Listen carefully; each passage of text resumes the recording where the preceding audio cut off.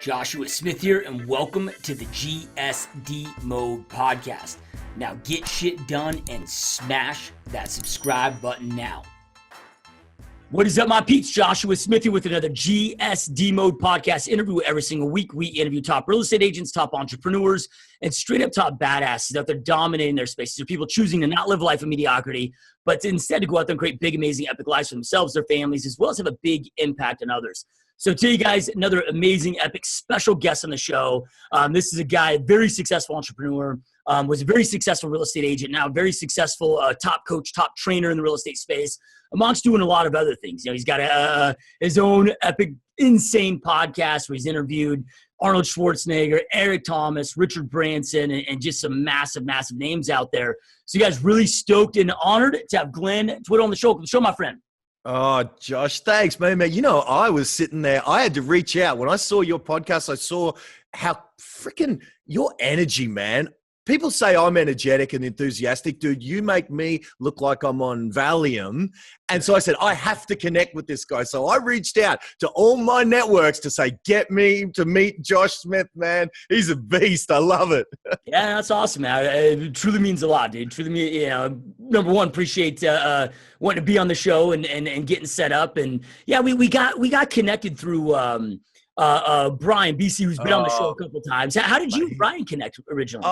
Man, it was through another, we talk about having your network. It was through another couple of mates that I have over there. And I did an event and I invited Greg McDaniel and Matt Johnson to come from RE Uncensored. And they said, you got to meet our friend Brian. And I tell you, when we met Brian at the event, man, he's just the coolest dude, best energy, best command of the English language I've ever seen almost. Just a real cool bloke. And I really connected with all three of those guys. And we dragged in Josh Altman from $1 Million Listing because I thought, if I'm going to do an event in LA, geez, I'll get my boy Josh Altman to come down and hang. So the four of us did this event. And, man, it was great fun. So after that, I said, BC, we got to do some more stuff. So we had him. I interviewed him. He interviewed me. And I'm just looking for the opportunity to bring a whole heap of my American secret weapons down to Australia, man. So, you know, you're now on my target list to get your butt down here to down under. Nah, it'd be a massive honor, dude. So I'm 100% in. So, you know, you got so much going on today, and we'll definitely go deep into what you're doing today. But I'm always intrigued in our guest journeys that led them to where they are today. So we rewind the clocks. Like, what led you into real estate and just overall entrepreneurship in the first place? Yeah, man. Like most of us, we get into real estate because we've got nothing else to do. I mean, it's funny that very few people sit there as a kid and say, you know what I want to be? Although I have met some. I have met some that as a kid, they said, all I want to do is be a real estate agent. I think, wow, that's rare in our business. Most of us get into this business because we've got nothing else to do. So when I had nothing else to do, I was a singer guitar player. So my working life was, and I wasn't very good one. I was mediocre at best. I was just good enough to get paid. You know, say $500 to go to a local bar, play K-San, or you wouldn't know K-San, it's an Aussie song, but play Copperhead Road and Aerosmith and Van Halen and classic rock kind of stuff. I'd get paid $500 to play in the bars, you know. So that meant my working week, you know, Monday to Friday, I didn't do anything, you know. So a mate said, you want to try out real estate? And I said, why not? Better than sitting around. So I did. But the way they taught me was cold calls. Just churn out those calls, man. And whilst I did it, and when you in the intro said I was a really successful realtor, real estate agent, I was okay. My best year was $380,000, which is by no means a slouch, but it's by no means the $1 million plus performers that potentially, like that many of my clients are. Dozens of my clients are at that 7 or above figure mark. So I was never there. Because the only way I knew and the way I was taught was cold calls. And it literally killed my soul. That, you know, I don't know whether I'm big sookie la, you know, big sook, I don't know if that translates, but, you know, someone who could not handle being a people person on Saturday night, that as a guitarist and a musician and a singer, I was the life of the party. Everyone in that bar loved me. Hundreds of people would buy me drinks. And I was the cool kid, right? And then Monday morning, I'd go into this little hobby called real estate, have to churn out cold calls, and 97 people out of 100 hated me. didn't want to talk to me, hung up on me, called me all sorts of names. And whilst I tolerated that for years and made better money than I'd ever made before, I couldn't do it. Like I literally couldn't handle, because I took every one of those rejections as a personal rejection. It killed me. So I thought I either need to find a solution to this or I need to get out because it ain't worth the money, you know? So I searched the world to figure out marketing so that how could those 3 people who didn't tell me to piss off, who said maybe or yes, right? Those 3 out of 100, how do I get them to call me rather than me having to kill myself calling the 97 and having them? Because here's the thing, after 97 rejections, even when you call one of those maybes or one of those yeses, my spirit, in theory, now it didn't always work this way, but it could be understandable how when you get to that 98th one that was going to say yes, it's almost like your energy, your demeanor or whatever says, yeah, I know you're going to reject me as well, so get on with it. You know what I mean? So you almost kill the maybe. So anyway, that led to a search, and I had to figure it out, man. And I'd spent hundreds of thousands of dollars. I'd sit on that frickin' plane from Brisbane to LA, 14 hours, dozens and dozens of times for years. You know, on that plane flight, if any of you guys haven't done it, man, it is a beast. Like, you get on there, you have a drink, you have a meal, you watch a movie, you have a little nap, you watch a movie, you have another drink, you have another meal, and then you're still only freaking halfway there, and it is a mess. So I paid the price to get the knowledge, and, you know, you see a snapshot of my library here of books, of CDs, of programs or whatever, all with that one goal in mind. How the frickin' hell do I get those people to call me? Because I cannot deal with calling them. And here we are. Work to treat, man. Work to treat. And I still apply that same principles to my business as a speaker and a coach. Because once word got out that I'd cracked the code to build a real estate business without prospecting, I kind of got popular pretty quick. Yep. Love it. Well, and I think that's, you know, there are some real estate agents, you know, and you know, Brian, who we were talking about earlier, you know, happens to be one of them that loves hitting the phones, loves door knocking, and, you know, but man, it's such a unique personality type, and maybe it's 1 out of 100 realtors that and I'm with you, man. It's never been my style either, you know, right? I hate working the phones. I hate all that rejection as well. So you go on this journey, you know, you crack the code. Kind of walk us through that path. Like, what were some of those ways that that you started working out, and like, when did you know, and what did that look like at that time? Because I'm sure it's evolved, you know, right? Like, you know, maybe it started off as more direct mail pieces, and now it's probably heavier, you know, social media, whatever that was. But walk us through like what that looked like as you started to crack the code and how it's evolved over that time.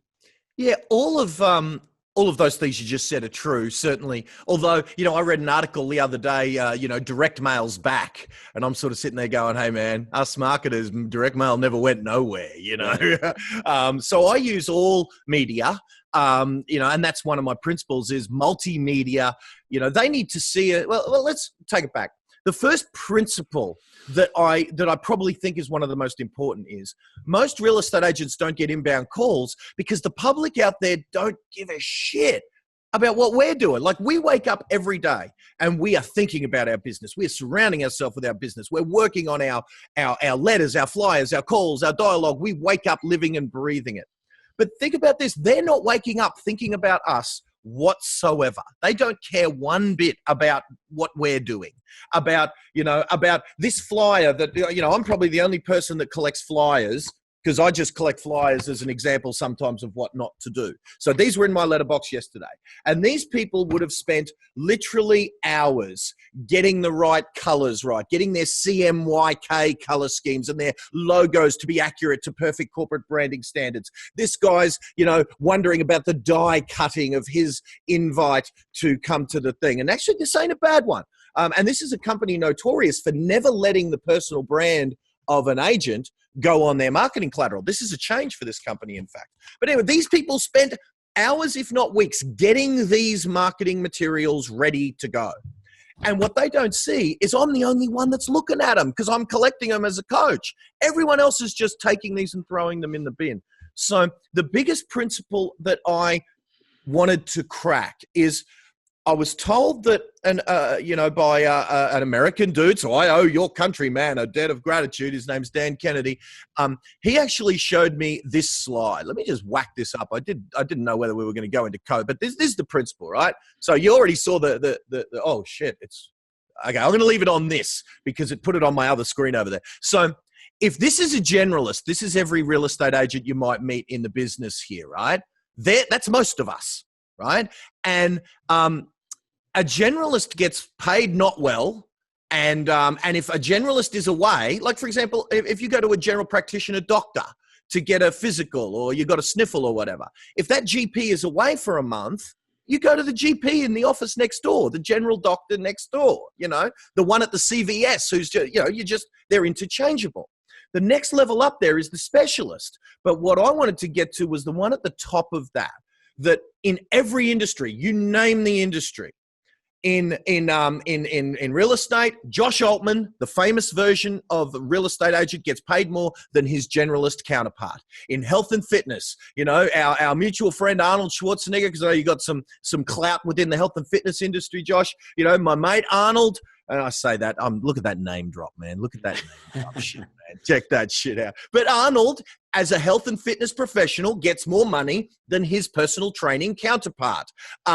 In medicine, Dr. Phil gets more money than his specialist psychiatrist counterpart, or certainly more money than the general practitioner counterpart. So you name me an industry, there is not an industry where the celebrity version of what it is that industry is does not get more and better remunerated than the generalist or even specialist version of that vocation. So I set out to make me the most famous real estate coach in Australia and celebritize myself, which I was not.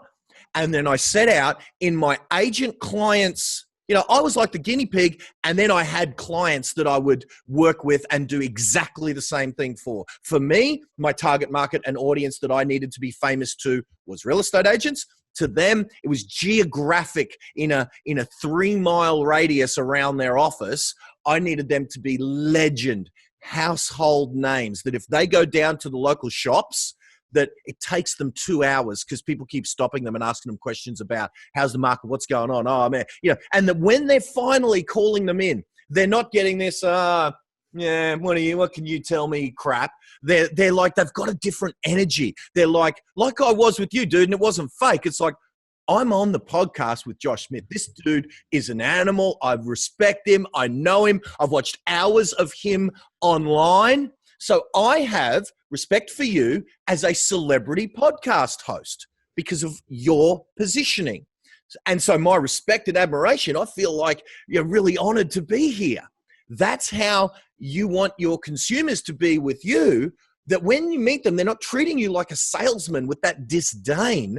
They're treating you like a special guest, that they're honored to be actually speaking to you because they know that you're the real estate agent that does all of these things. Like, one of my guys, his name's Chris Gilmore. He's just an awesome example of this principle. He was at a listing presentation just recently, and there was a couple that were in his farm area. So the principal have worked with them. They revered and admired, and he's positioned as the celebrity specialist in their area. Mum and dad of this couple are not in his area and come in while Chris is still there.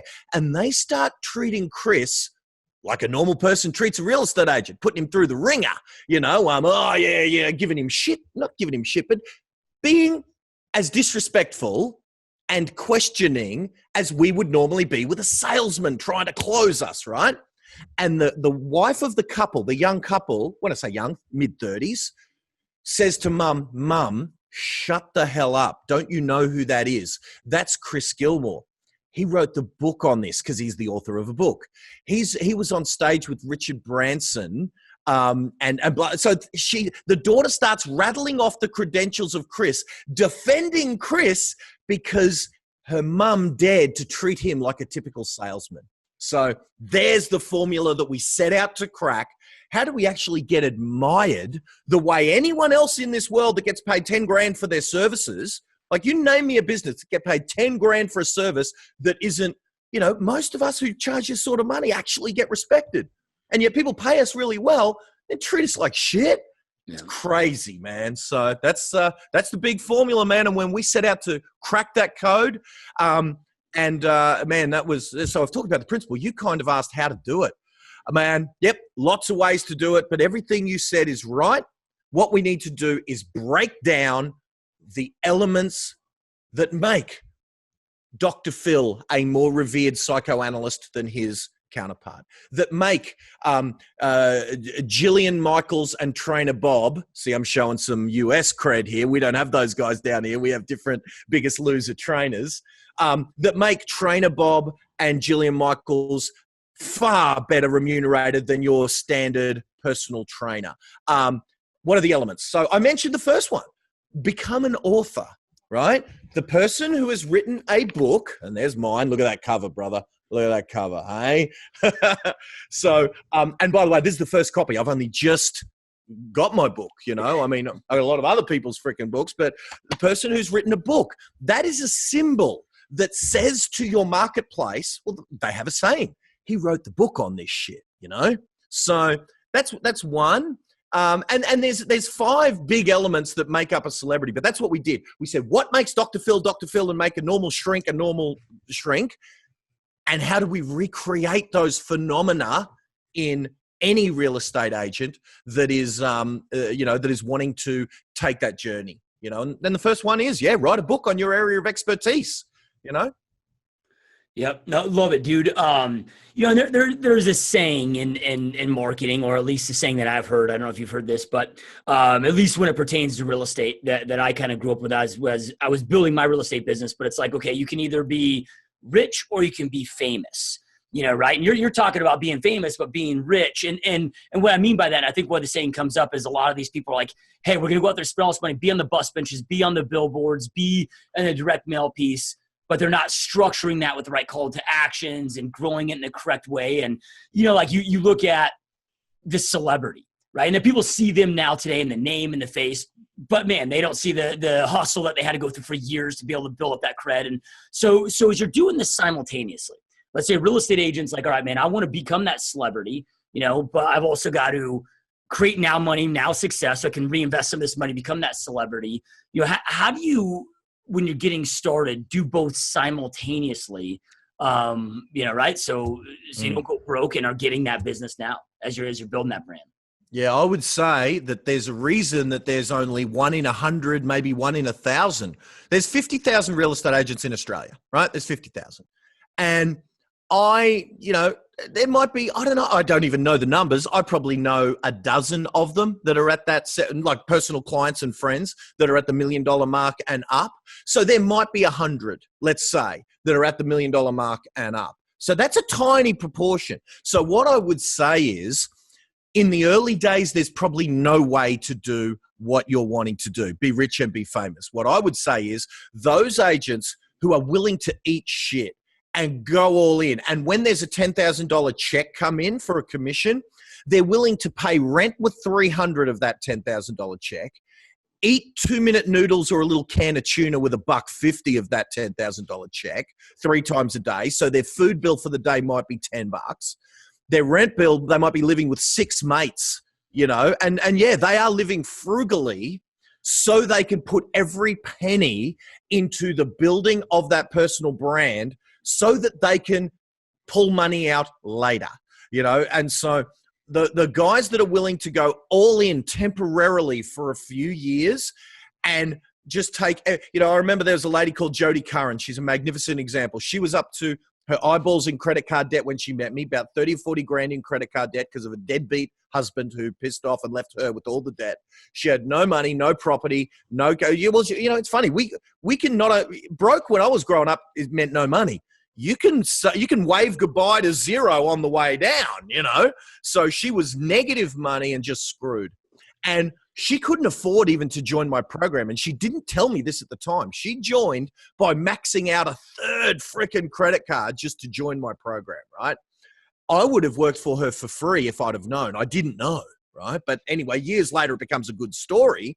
But When she'd get a check, she would feed the kids as much as they needed. She taped the kids' shoes up with black tape and then spray painted them so the kids wouldn't get teased. And you know kids, the kids still got freaking teased. No amount of black spray paint's going to hide that that's freaking tape on your shoes, motherfucker. You know, so the kids went through hell. She went through hell. She's now $1 million performer. Only 2 or 3 years later, it was 2014 that her world changed. It's now 2017, 18. And she's now a 7-figure performer because what she used to do when the check come in, she didn't feed the kids well. She didn't buy the new cars. She didn't do anything but say, right, what marketing piece can I put 9,000 of that $10,000 into? What can I do next? And she just went from flyers to directional pointer signboards and then another check would come in based on that. And she ended up getting pretty early in the piece, far more early than I would normally recommend. She started getting billboards in her area on the main highways, you know, and at the recent event I did with Schwarzenegger, she didn't even ask. And I like that because I could have got in trouble for it, but screw it. I got to admire her tenacity. She put an ad up for my event with Arnold Schwarzenegger's face, her face even bigger, and then Michelle Bridges, who's like our Biggest Loser trainer. She's like our Jillian Michaels here. So she had her, Arnold Schwarzenegger, and Michelle Bridges with her almost as the headliner saying Total Success Summit live, you know, Arnold Schwarzenegger, Michelle Bridges, Jodie Curran. And she was one of 12 speakers, but in her area, she put a giant billboard for my event in her area, looking as if it was the event that was running that ad. But it was her, man. And the reason she did it was for the celebrity positioning. Can you imagine how pissed off her competitors were when they saw Schwarzenegger and trainer Michelle Bridges and their competitor on the billboard with 50,000 cars a day in her area driving past this thing for 2 months?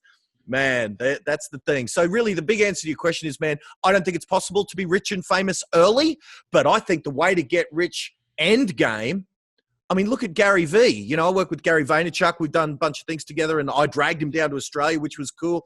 Man, that dude's been going, 20 or 30 years since 2009. So 10 years in the personal branding space since he wrote Crush It.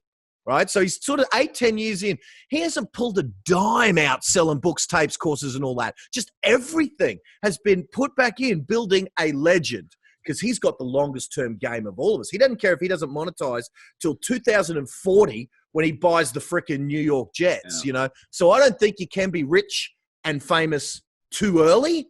And but then you know what? I don't think you can be rich early through any methodology. You know, I don't know. Maybe you can. But I see the way to rich. I've now got a 7-figure business.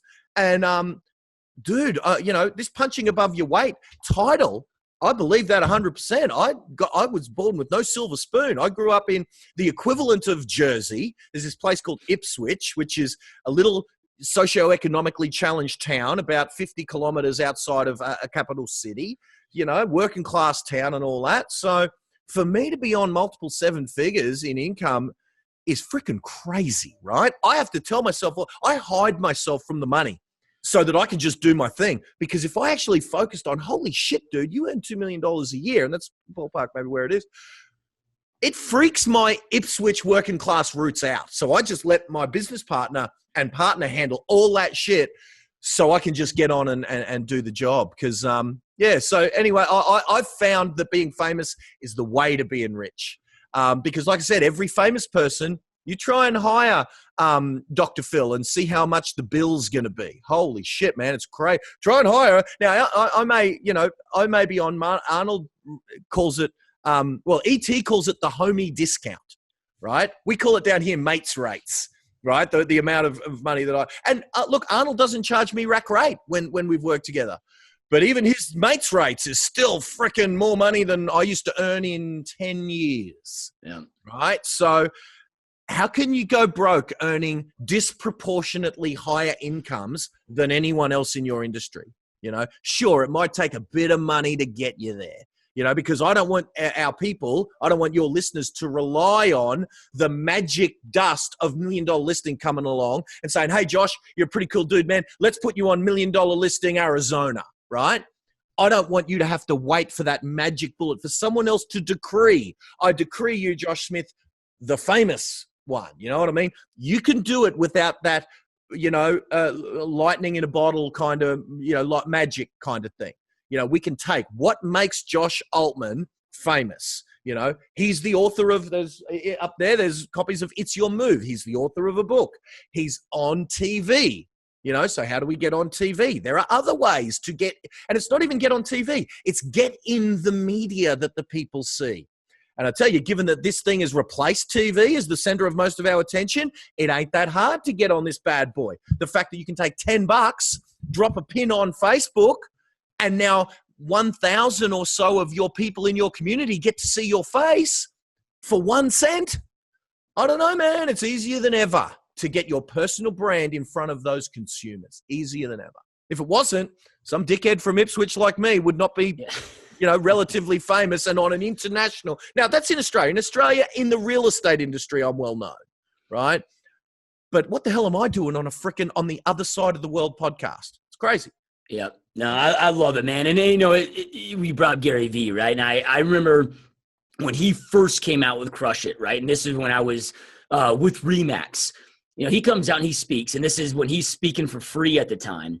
And dude, and his speech that he gave was, I don't want to say it's more powerful than what he does today. It just was maybe the first time that, we heard that message that he has out there. But the speech is what you see today that he's getting. Now, he's got the name, the celebrity status, and he's getting paid now $100,000 for that same hour keynote that he probably paid to be there because he had to probably book his own flight and, right? But again, the message is the same. The value he's bringing is the same. Only thing that's different is the name Gary Vee. Famous. Right? So there's a whole lot of Gary Vee wannabes out there, dude. There's a lot of them. They're doing word for word Gary Vee content. There's a whole lot of them, right? I didn't pay any of them $100,000, but dude, I'm one of the ones who paid that $100,000 to get him to fly to Australia. And credit to him, he flew 14 hours. Oh no, from New York, 22 hours from New York, including layovers, who knows how long, flew all that way, flew down to us, spent 8 hours on the ground, landed, traveled, came to my event for half a day, got back on a plane and flew back for his 100, right? So he's an animal, take nothing away from him. But dude, I didn't pay any of the wannabe Gary V's $100,000. I paid Gary Vee $100,000, right? Because he's the celebrity one. All the others were saying the same stuff. And some of them might have been able to bring the fire and all that shit. But I don't care about that. I want Gary Vee because he's the famous one. Yep.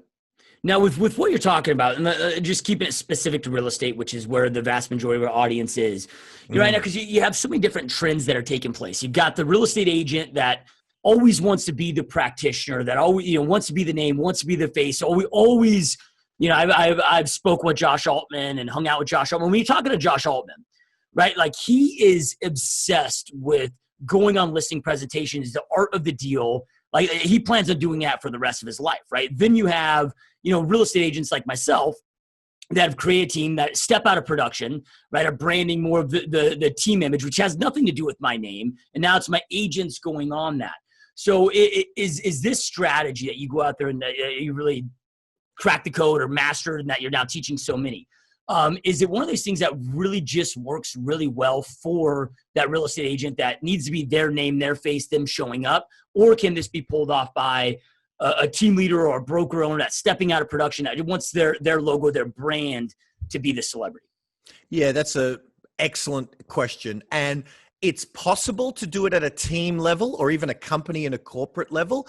It's just going to cost more and it's not going to be as effective. But the trade-off is you don't have to be there. You don't have to put up with the shit that if you apply it at a medium-sized team level, like one of the first books I got back there is Millionaire Real Estate Agent, Gary Keller. And he talks about building that super team where you're the puppet master and there are people working for you and stuff. If you pull that off and do this with that, every now and then you need to come up with an objection when people say, oh, I thought I was getting Josh Altman and I'm getting his underling. Because the competitors are going to say, oh, yeah, don't list with Josh Altman. You're never going to see Josh. You're only going to see his team. So you need to have an objection handling formula for that you deliver in advance before the competitors even get to say that's a bad thing. You need to have it positioned in the consumer's mind why it's a good thing, that you've got a specialist in Josh that does certain elements only when necessary, highest and best use of Josh Altman's time. You've got a specialist in running buyers individually when it's during the week or whatever. You've got a specialist in marketing and vendor-seller liaising. You've got a whole team of agents working for you, of which you've got Josh Altman to do the high closing and the high net worth stuff. You've got the, if the consumer, if you say to the consumer, have you ever seen Suits? All right, so you've got me as the Harvey Keitel, but certainly I've got a Donna and I've got a Mike Ross to be doing those other tasks that they are better than Harvey at. And so, it's possible to do it at a team level, but it'll never be as effective. Meaning, it's like this. Name drop again. Geez, I'm embarrassing. But there is no better example in the world than Richard Branson and Virgin, right? It's easier for Richard Branson to have done what he's done and bring Virgin along with it than the Google guys. See, the Google guys it's all about the brand, right? I don't even know the names of the Google guys. I barely know there's two of them, but I think there's two of them. Yep. And up until recently, with the movies and things, I didn't really know who Mark Zuckerberg was. Now, the movies have put the Mark Zuckerberg name, in lights. And I'm sure the Facebook tragics knew who Mark Zuckerberg was for 10 years. I didn't. So, it was just easier, in my opinion, for Branson to be able to do it for Virgin than the Google guys who made it all about a nameless, faceless corporate brand. Because the principle is this. I can fall in love, and I don't mean love in some weird, freaky way, but I can fall in love with Josh Smith, right? As in people can get an intimacy, a connection, an actual affection, even if they don't know them. I have an affection for Arnold Schwarzenegger, right? And I don't mean that, you know what I'm saying, not in a weird way. I genuinely have a connection at a human level with Richard Branson. He's only met me like twice and maybe doesn't even remember me. Well, no, he must remember me because he invited me in. But you know what I mean? Some of these people, we as their audience member may think of ourselves as having a different relationship than they think, because there's one of Arnold and there's a million of me. You know what I mean? I mean, there's probably thousands of me in his kind of, not even his inner circle, but in his outer inner circle. You know what I mean? Yeah. And yet there's one of him. So that relationship and context of me seeing Arnold as my movie star mate, me seeing Richard Branson as my billionaire mate, me seeing Gary Vee as my hustler social media agency mate who owns his agency over in New York City and, and all of that. That's never going to happen with, I love CVS Pharmacy. That's my pharmacy over there in America.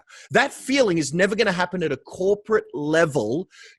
Now, there are some people that say, well, what about Apple, dude? I love Apple. Yeah, there are some exceptions to the rule. Apple is one, that people have an affinity with the brand and what Apple represent.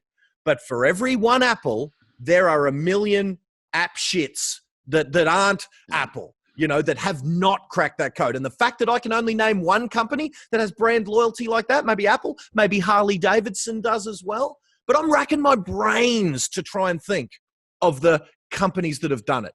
Dude, we could sit here for the whole hour and rattle off personal brands that have done it. So what I would say is the chances of you doing it at a personal brand level are far greater because of that human. Like everyone can have someone like them. You know what I mean?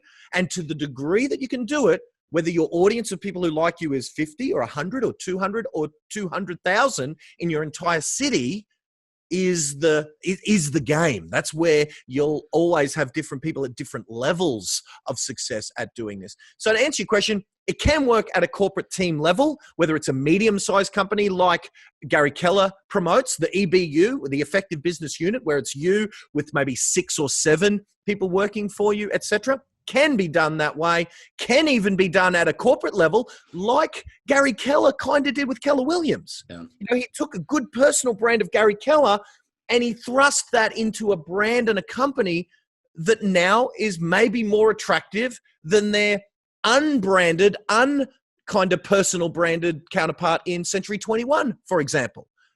So I think it's possible, but I do think that if you're going to do it in your particular case, Josh, where if you're kind of got more that you want to do this at a team level, still celebritize yourself, still cash in on the Josh Smith brand, still cash in on that selfie you must have when Grant Cardone was on your podcast. If you've got that relationship, next time you're in the office with anywhere with Grant Cardone, get that selfie, take that selfie, and cash in on the celebrity nature of the Josh Smith brand and lead with that, like Richard Branson does, like Elon Musk does, like Gary Keller does, kind of thing. Because it'll have a nice effect on your business, but it'll never be more effective than when you are that one, nose to nose and toes to toes with that client, and they're feeling starstruck because they've got the Josh Smith in their home with them. Man, that's when this has real power. Yeah, love it. And so going back again, speaking to our listener that might be, let's just say, individual realtor making $100,000 a year, but is like, dude, yeah, I want that. I'm sick and tired of being across from the kitchen table and them, telling me that they're only going to pay me 4.5%, right, whatever it may be, and they don't have that celebrity status. So you talked about writing a book, but then you also mentioned there were 5 elements to making a celebrity. So speaking to that real estate agent, because and the reason I'm asking this is when we hear names like Gary Vee or Richard Branson, somebody that's selling 25 homes a year, making $100,000 a year, they're like, I can't relate to, they can't even fathom, how do I make that work for me? And you specialize in coaching and training real estate agents at any level, how to do this quickly and effectively. So just kind of give us some examples of how a real estate agent would start this with those 5 elements and what those 5 elements are. Beautiful, man. Well, let's go with depth, man. I love you get right down to what do I do? I love that because I'm a very practical guy. And I know, look, here's the thing. I mean, first off, let's look at perspective though. When you mentioned only 4.5%, our agents down here, the good ones are getting 3.5%, and the cost cutters are getting 1%. And stuff like that. So sometimes consider your perspective as well. Yeah. Well, and not to interrupt you, but so when I say like they're let's have 4.5, then that's got to be co-broke with the other. Yeah, that's got to be 2. They might only be making 1.5%. Yeah, right? I get it. They're 2. I get it. And my man Josh was saying that you guys want to go for the ones. And I don't know about the legality of this because Josh says you got to make certain disclosures, but the magic are when you double end them.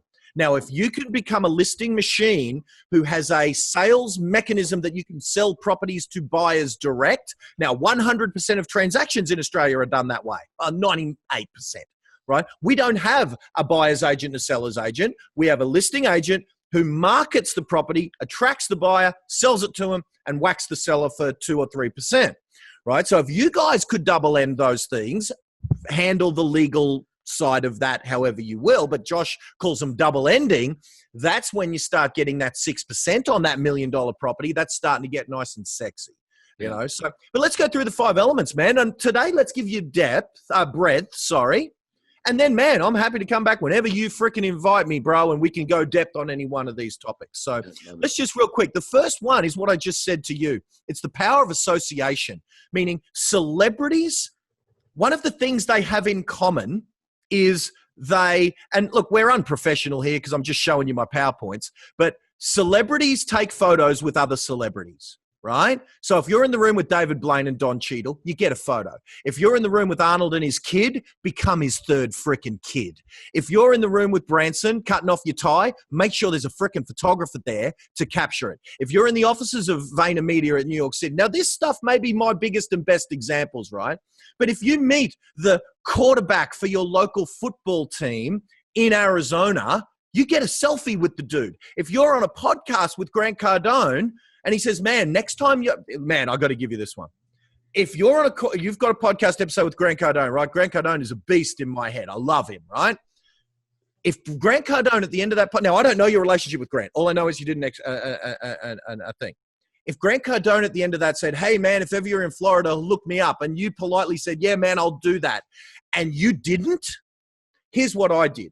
The great Bob Wolf. Now, I don't know if Bob Wolf is a legend in America, but he's an American agent working in Laguna, south of LA.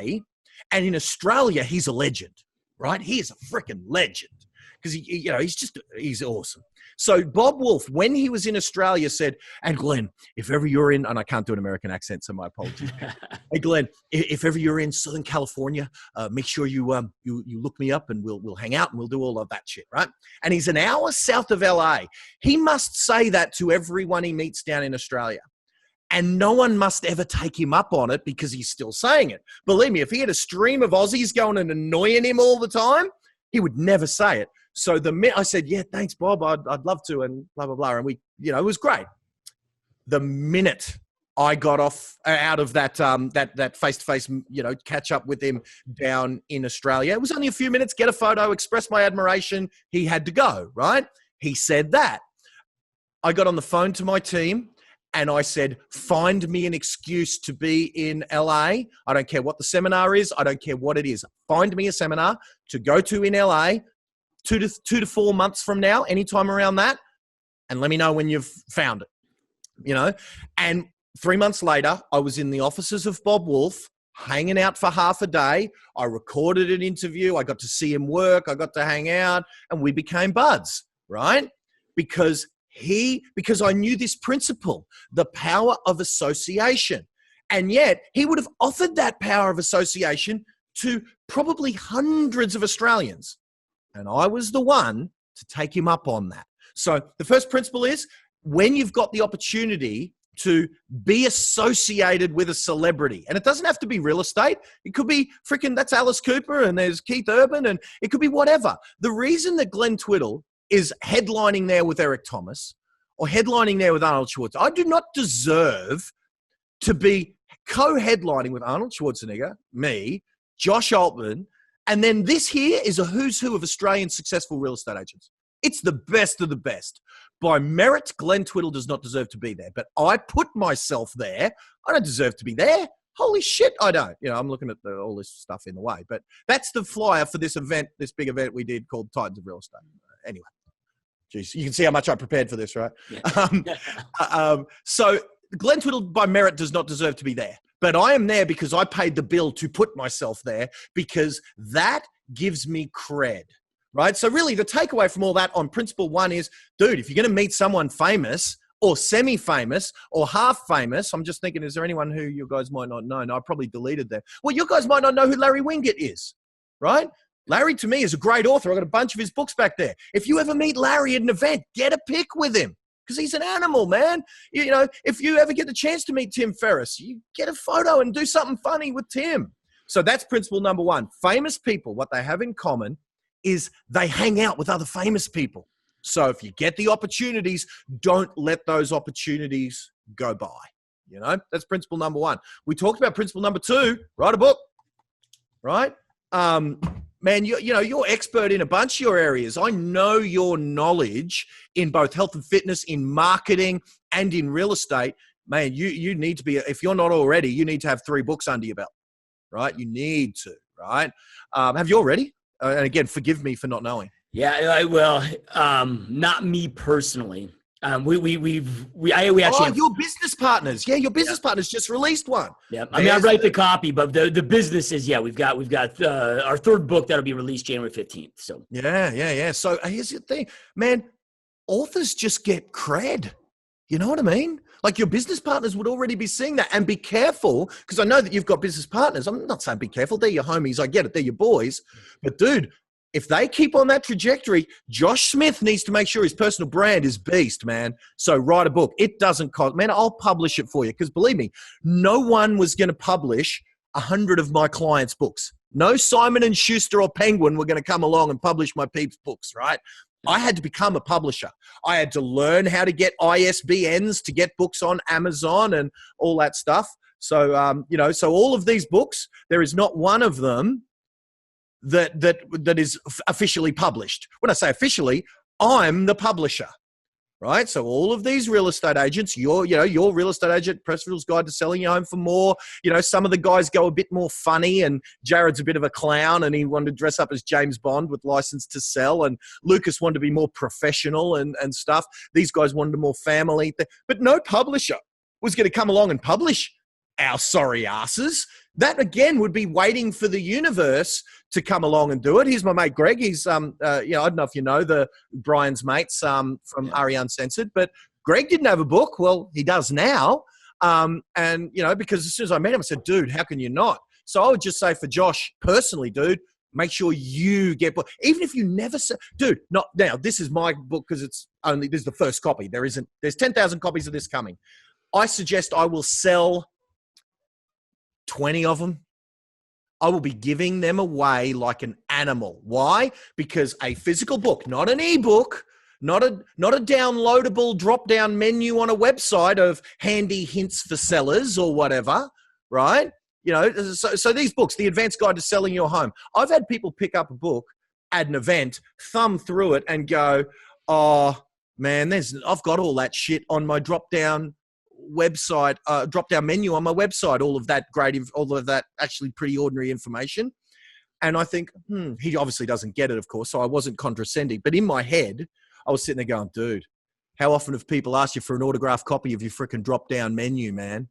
How often have people kind of asked you for a copy and said, wow, that's pretty cool? When one of my mates put his book cover up on his social media, he had 200 comments of people saying, congratulations, that's freaking awesome, and all of that. He had mates of his from school saying, you wanker. I don't know if that term relates, but it means dickhead, you dickhead.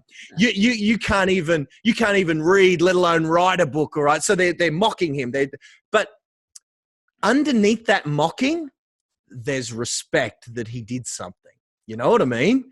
So never in a million years would his mates have said, you dickhead, you can't even read, let alone write your freaking drop-down menu on your website.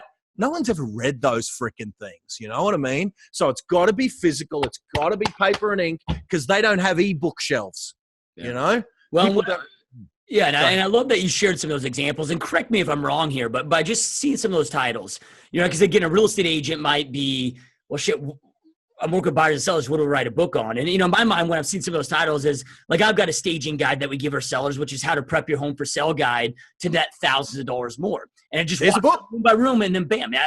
So when agents are thinking about this, write a buyer book about, the top 10 mistakes to avoid or whatever it may be. That's tactical. I mean, is that right? It doesn't have to be something insane revolutionary. No. Write down when you're in a buyer consultation, you're educating your clients on what to do through the process. Turn that into a damn book, and then boom, you got the book, right? I mean, Josh Smith, guys, you don't need me. You got freaking where's Josh there? You well, got him. The reason I bring that up is because so many people plant these limiting beliefs of, okay, well, I get what you're saying, Glenn, but I can't think of a book to write, right? But you're writing what you're already speaking to your clients and educating your clients on all day. It doesn't have to be something insane revolutionary. And I mean, am I right with that thought process? Because again, I don't want our audience right now to again have this limiting belief of, well, shit, I'm not. Some specialist in this insane area. I don't know what to write a book on. I'm just trying to find, I've got books here that are official books, that are real written books. So let me find one. Let me just find one. I'm sure I've freaking got one. Where is one? Man, where are my real estate ones? There you go. All right. So this book here is a real book. And there are millions of them up there, right? This book here is a real book. These are actual published books. And there's a million books on building wealth through property. So if you read those books cover to cover, and here's the other thing, I don't want to make it too hard for your guys. What you just said is right. If you've got enough to do a listing presentation, you've got enough you know what, here, man, let's make it real simple. Take your drop-down menu that is already on your website with your handy hints for sellers in prepping a home, copy it, paste it, change the words enough that you're not guilty of plagiarism or whoever wrote it, or get the permission from your head office to publish it and freaking get that thing out there. The magic of this, of the book, of this, isn't in what's in chapter 12, because according to the statistics, less than 1% of the people are going to get to chapter 12. The magic isn't even in really what's in chapter 6. My chapter 1 is me saying, right, you're not going to get to the end of this book, so I'm going to put all of the good take-home principles straight in chapter 1 in the hopes you get some of them. Sure, I'll reward the people who stay to the end with some more good stuff, some more depth, but I know it ain't what's in the book. It's that and it's that, right? They're the two things. When you give this bad boy away, 100% of the people you give it to are going to see the cover. So we give 100% impact on the cover. right? 40% are going to turn it over and go, oh yeah, it's interesting, and read the back cover. So I give 40% kind of impact on the back cover. And the rest is just, I really don't care what you write in the middle, man. So long as it's not gibberish and you make some sense that it can't be embarrassing. Yeah. That if someone reads it and they go, shit, man, I ain't hiring you if that's what you're all about. So long as it's just good enough, it's good enough. And I don't want to minimize it and say don't bother writing good work. Do as good a work as you have to do to get the thing executed. Dude, your podcast says it all. I'm known for a saying down here as don't let perfect get in the way of done. And your podcast is called Get Shit Done, right? So get a bias for done. Write your first book about whatever the frickin' hell you want. Do it quick, get it done. And then write your magnum opus that's going to be your life story that you're actually proud of, right? Get published first with just something on how to sell your home for top dollar, or how to buy well, how to build 0 to 130 properties in whatever you can do it in. Now, don't exaggerate and lie and say something you can't do.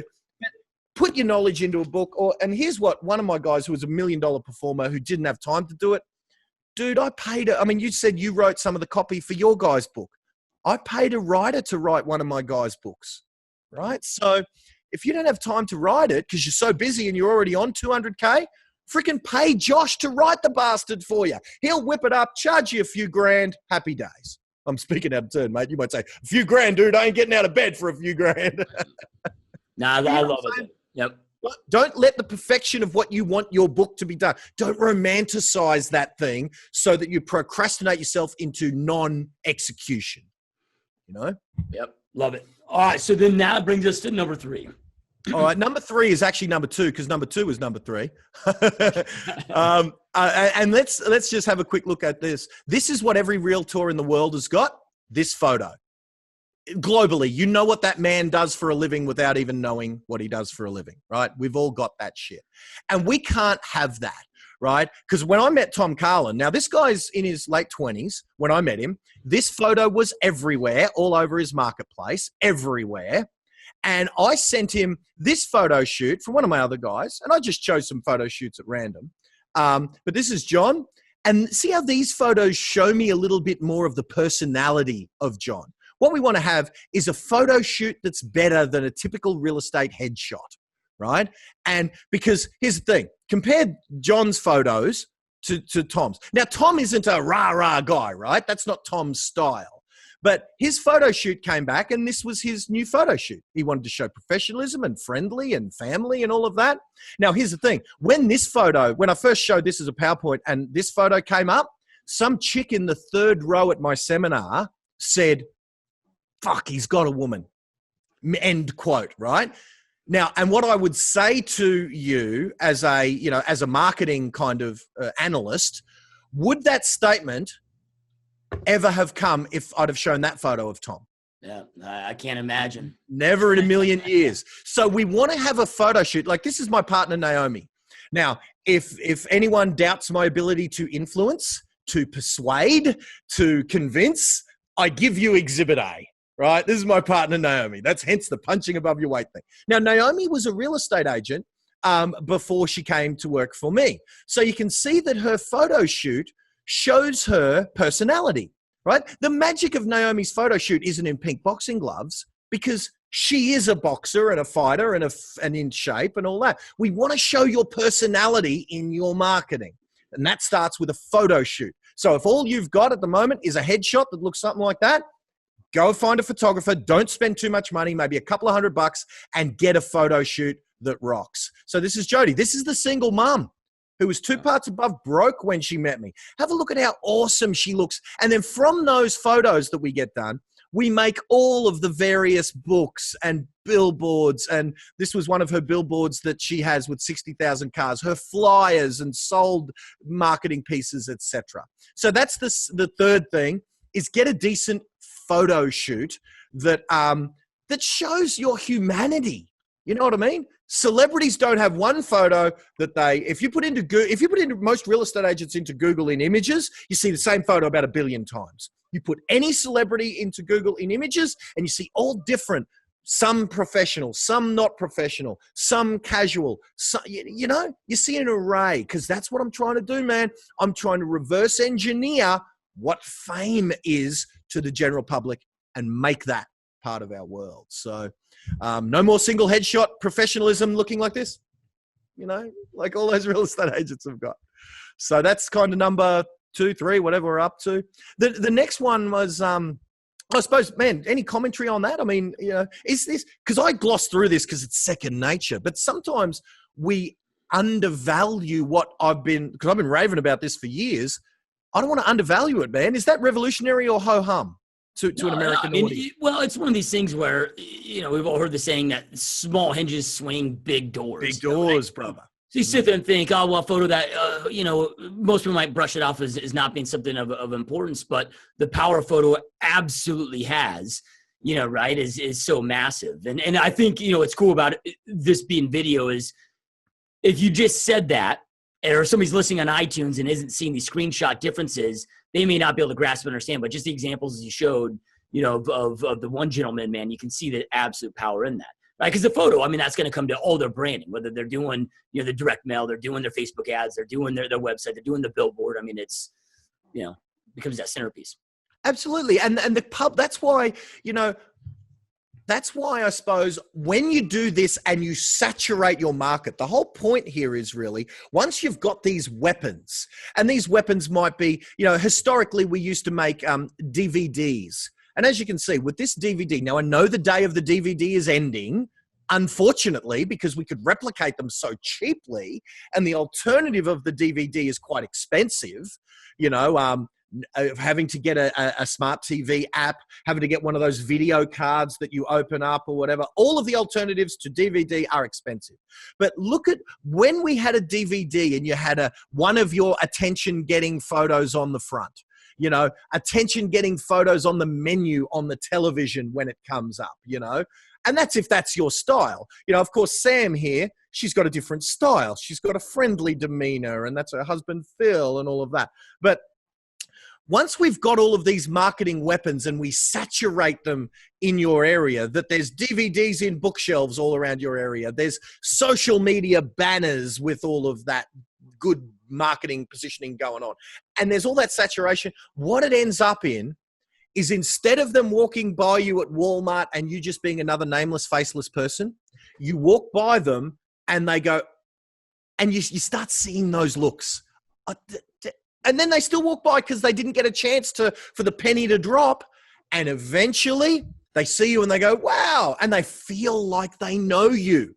They were never going to feel like they know you if that nameless, faceless headshot that you plaster everywhere, that they become blind to. In fact, they don't even become blind to it. They never saw it in the first place. They just never saw it. We need to get it to be seen so that when they see you, they go, shit, I know that dude. That's that real estate dude, Josh. Hey, man, how's the market? Mate. Yeah. Or even they might go, man, if you put one more flyer in my letter, actually, I think that's littering there, over there. Over here, we can just put flyers in letterboxes. Oh, really? So, yeah. Okay, so if you put one more door hanger on my door, I think I'm going to kill you. That's better than them walking by you and not knowing who you are. Yeah. Love it. Because they know your name, So, so that fourth point is get interviewed, because what goes on the DVD, it's an interview. Right? It's an interview saying, so Josh, how is it that you're just such a legend and you sell all these houses for top dollar and everyone else is such a moron and can't do shit? How is that possible? Now, of course, the question is better worded than that, but that's exactly what the interview is about. It's about positioning you, because an interviewer can position you like you've positioned me. If I got on to your podcast and it was solo, right? They don't know who I am. I don't have an interviewer. And I get on there and I say, right, I get rid of that. There's no Josh here today. This is Glenn Twiddle. I am an animal. I'm a marketing beast. My best mate's Arnold Schwarzenegger and Richard Branson. I'm a freaking marketing guy. No matter how I word that, I'm going to look like a douche. Yeah. Rightly so, right? But by you introducing me and telling a few of the credentials and some of the good shit I've gotten up to, I can still get the point across that I know a thing or two about marketing and positioning and making someone famous. But now your audience doesn't hate me,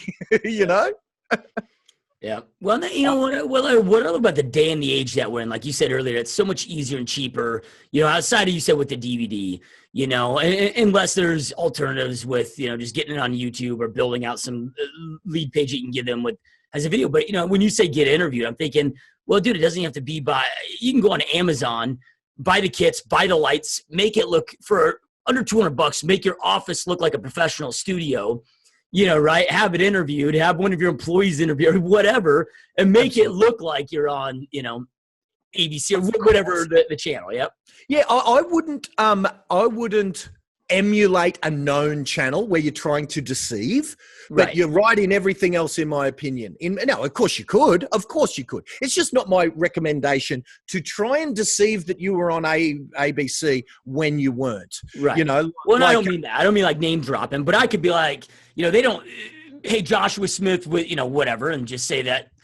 I mean, you can make it appear every bit as professional without making up a name, Correct. Right? Correct. Like, on that principle, I got on $1 Million Listing, right? So I could have put that onto any footage of me, put the hashtag and got, but I did whatever it took to get on $1 Million Listing, for that reason, because I want to be in the media, I want to get on the, have I got any? Yeah. So, you get on them. So don't fake that this is. Find out what sort of experts they want on Sky Business News to show your property empire, and create that content, and then just keep asking to be on the show. And one of two things will happen. Eventually they will say, piss off, Josh, go away. And that's unlikely to happen because they want experts. They will eventually maybe put you on, or here's what they'll also do. If you just keep asking and saying, hey, I've got some commentary on how to buy property with Bitcoin, right? And you just keep pitching. Eventually, they're going to get so impressed by your tenacity, but sick of you annoying them, they're going to say, Josh, get the freaking hell out of here. If you can't bring me a story on buying property with Bitcoin or something like that, just stop annoying me with this staging shit. Now, I'm just hypothesizing. They'll give you the keys to get on the show if you ask unsuccessfully enough. Yep. Yeah. So, and whether that's TV, radio, newspaper, magazines, but the cheapest and easiest way nowadays is positioning yourself on social, just going through, just finding some social shit, how this stuff works with social media, getting yourself positioned and branded with your social media collateral, getting yourself so that every time they look on their phone, they see nothing but you. And that's the beauty of social right now, is it's so cheap to geographically farm an area of 2,000 homes. You can become a household name within a year to 2,000 homes with Facebook alone. Yep. Household name, legend status. Just pick an audience, bring it nice and tight, audience of 20-odd thousand people in a 2 or 3 mile radius. And dude, it's going to cost you nothing. And you saturate those people to the point where they know you. Like, look at how BC's doing it. And he's doing it globally, man. That dude is... Imagine if BC took that focus and only did it in his area. Yep. He'd be like the mayor. He would be like the freaking mayor. So that's kind of the thing, man. Your guys can do it, man. They can do it. Yeah, is it going to take a bit more study than an hour with you and me here? Probably, but can they take the first steps? Yeah, go get some decent shots. Start watching other people who've done it like you. Bud, you've done it, man. One of those elements is starting a podcast. Now, I wouldn't say for your viewers as real estate agents, the first place they should go is podcasting, because as we talked about off camera, man, there's some commitment to that. So I wouldn't start with podcasting, but it's watching Brian Casella, watching Josh Altman, figuring out those elements and which elements of those guys' personality and marketing positions can be modeled, and certainly some of the things we've talked about here, And here's the other thing. Don't spend too much money until your coach says to. Like, find someone, even if it's a free colleague mentor who you've seen build a good personal brand. Don't go spending 10 grand on anything until you've run it by someone who knows what they're doing. And most of us as coaches, we'll quit. If you say, hey, Glenn, I'm going to do shopper dockets. I don't know if you have those over there, but they have a voucher on the back of a CVS docket or something or whatever. Hey man, I'm going to get 10 grand and get the CVS docket so I can get penetration and saturation in my marketplace. Man, I'll just quickly say, don't do that, do something else. You know, most of us coaches will give quick advice, maybe not an hour-long coaching session, but quick advice on whether something's a good idea. So don't go making major capital investments. Dip your toe in this thing. Get some guidance. You've got some great resources on podcasts like this, especially this one. Josh has got a who's who of successful agents in the area in his back catalog, of which I crammed a few episodes in to get a feel for this. Man, that's a treasure trove. If you've only listened to a couple episodes of this, you're selling yourself short. Go through the back catalog and kind of virtually ask the experts what you do. And get a bias for, heaven forbid, to coin the phrase, getting shit done, to coin the phrase of this podcast. Get a bias for implementing something. If not perfect, so long as it's done, you know? Yeah, love it. So step number 5 is to start a podcast, correct? No, step number 5 is get in the media. Okay. Radio, TV, newspaper, magazines, and now social media as well. So celebrities have a specific way of composing themselves on social media, and it never used to be. It used to be they had a specific way of composing themselves and getting into radio, TV, newspaper, magazines. Now we need to add social media into that mix because celebrities have a certain way of composing themselves on there as well. Yeah, man, I think it's important to know. I mean, like you talked about with some of your clients, I mean, this stuff, it's not like, boom, all 5 steps are done in a week. Nope. You know, right? It's you got one, you get it dialed in, you go to the next one. It takes some time. It's not, you know, there's no really get rich quick scheme that exists out there. And now I'm a huge believer. And those that watch the show consistently, know that I'm massive into self-development, coaching with the right people. I spend over 100, this year, 2017, just over 120 grand on my own personal coaches, my own personal self-development. I'm a massive believer in doing it. It's like, I don't want to be the experiment. I want to go out there and find somebody that's mastered it, that's done it, that's done it with others, right? So that I'm able to go in there and just shorten that learning curve and ensure my success. And I know that this is what you do, right? So for those that are watching, listening to this, if they're like, dude, I want to be that. I want to be that Josh Altman. Maybe I can't do it by being on $1 Million Listing, but I don't need $1 Million Listing. I can go out there and, create my own. Like you talked about Grant Cardone, right? So he couldn't get on TV, right? He pitched it and just went.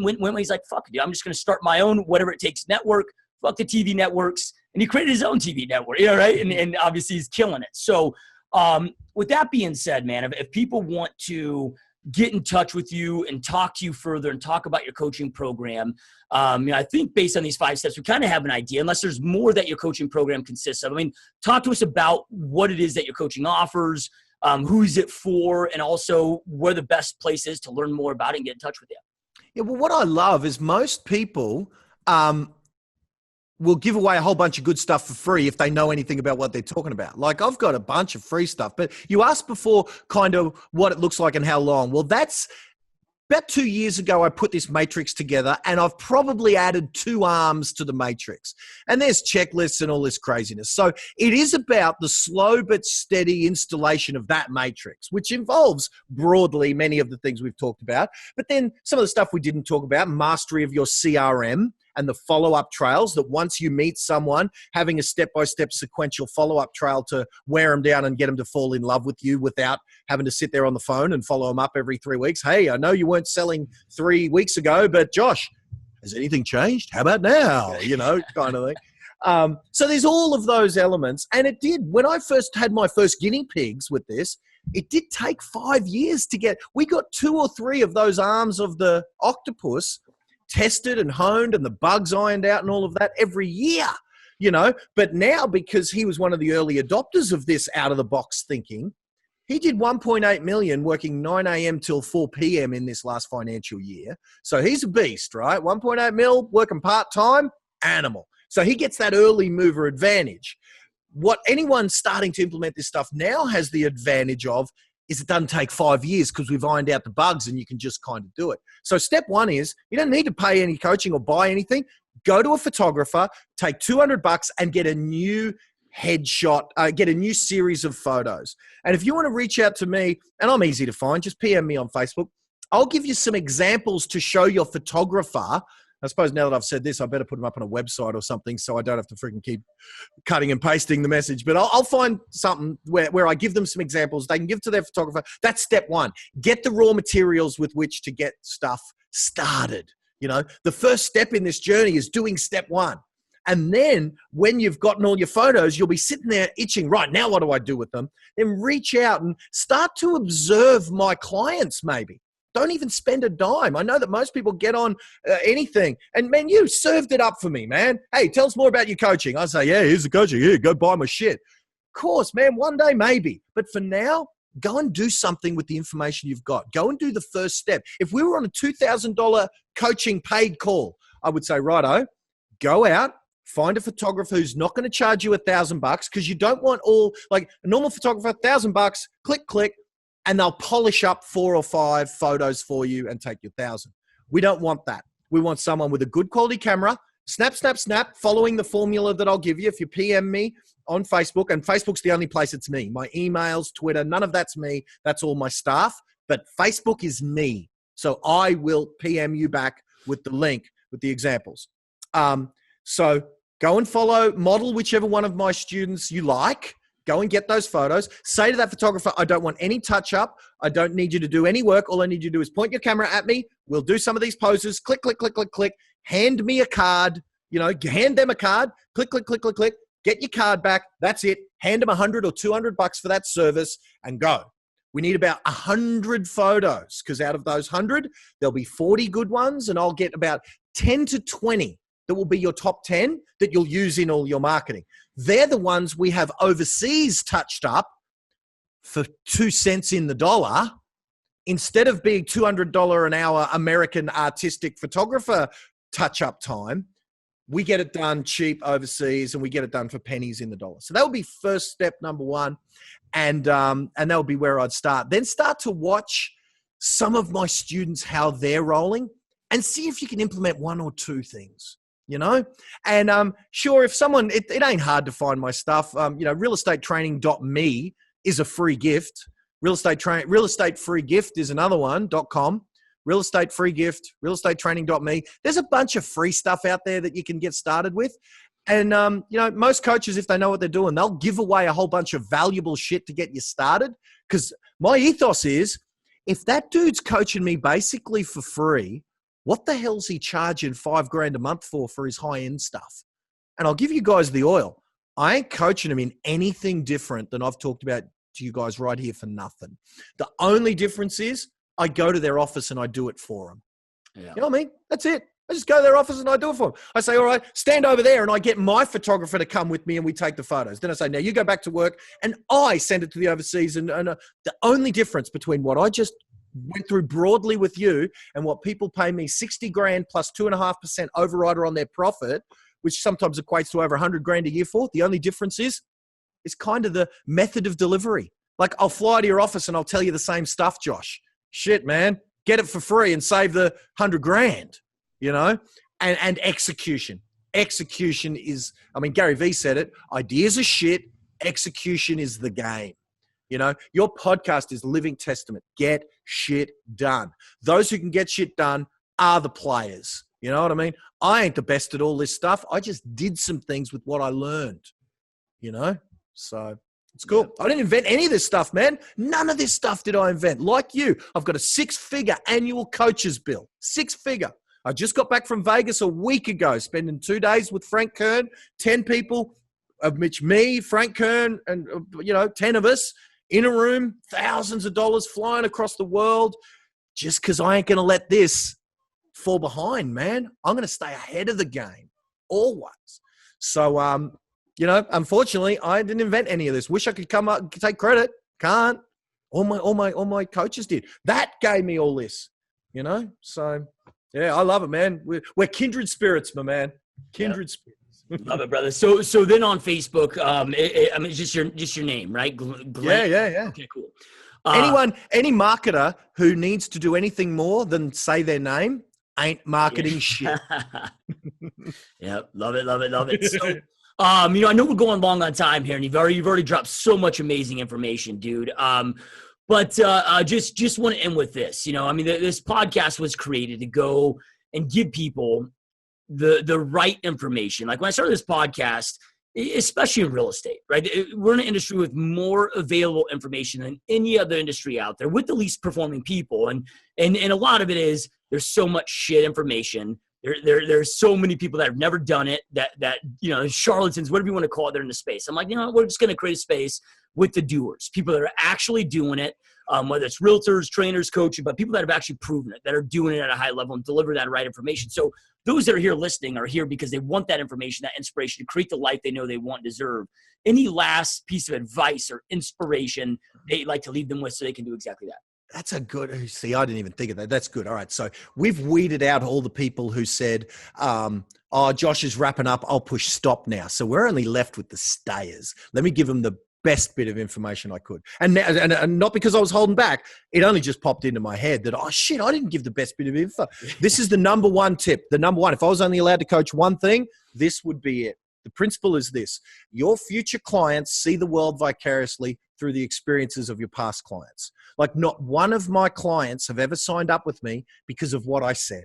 They all signed up with me because they saw Chris Gilmore's journey. They saw Jody Curran's journey. They saw all of the success stories of those that went before them in my programs. They want that for themselves. So they give me, in many cases, whatever money I ask for in order for me to do that for them. And reliably and predictably, I've got thousands of test case studies of people that I could hand them 1,000 real estate agents' phone numbers, say, pick one at random and call them and ask them about how my programs helped them.